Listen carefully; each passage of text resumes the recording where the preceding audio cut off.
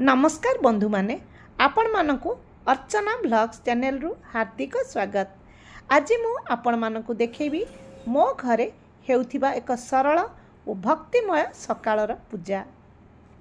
पूजा शुभारंभ पूर्व मु पूजा घर को सुंदर भावे परिष्कार करे।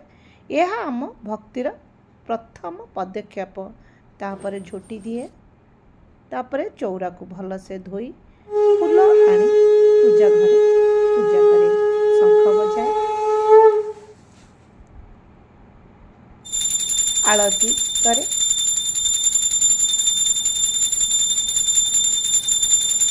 घंटा बाजला परे मु दिया बाती भगवान को पई आरती प्रस्तुत करे। यही समय घर भितर शांति और पवित्रता रहे।